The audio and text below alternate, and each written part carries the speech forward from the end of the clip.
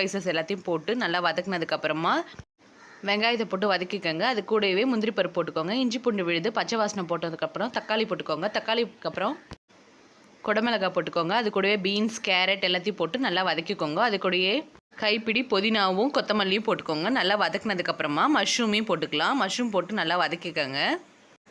எடுத்து வச்சுருக்க காராமணியும் போட்டுக்கலாம். நல்லா வதக்கிக்கோங்க. அது கூடவே 2 டீஸ்பூன் கரம் மசாலா போட்டு வதக்குனதுக்கப்புறம் தண்ணி ஊற்றாதீங்க.